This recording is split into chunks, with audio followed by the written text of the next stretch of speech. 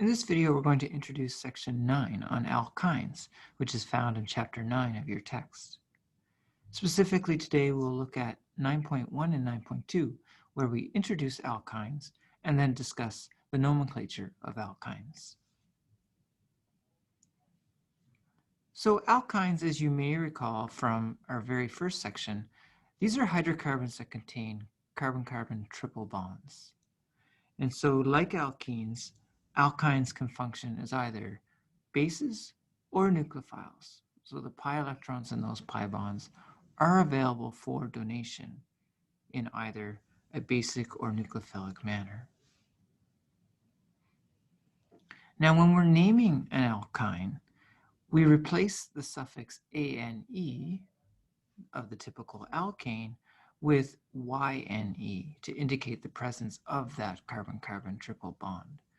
And like we've seen previously for the alkenes, we need to ensure that the triple bond is found in the parent of your structure. So you can see in this particular figure, if we had a 5-carbon system without any unsaturation, without any pi bonds present, it's simply pentane. Here we have, more accurately, 1 pentene. And in this particular structure, we have also a 1-pentyne. And again, those numerical locants should be in this figure because we could have constitutional isomers such as 2-pentene or 2-pentyne. And so we need to indicate the first carbon of the double or triple bond to ensure that we are drawing the correct structure, that we have an unambiguous name for it.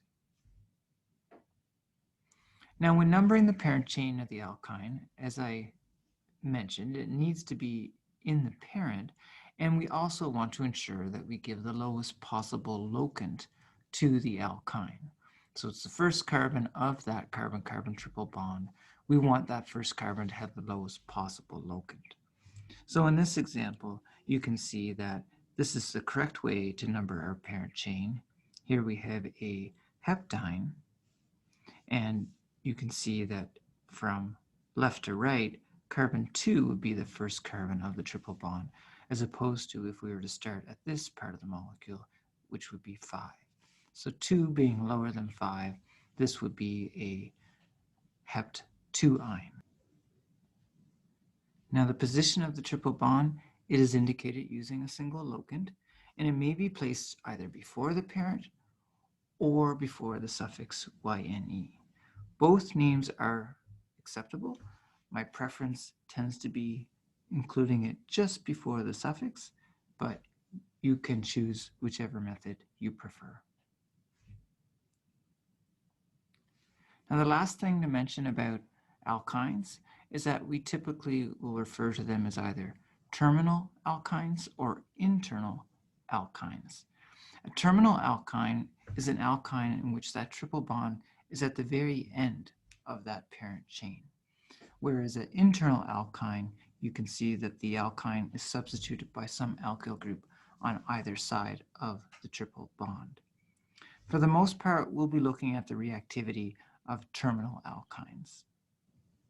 So if you have any questions about the nomenclature of alkynes, by all means, send me an email. Thank you.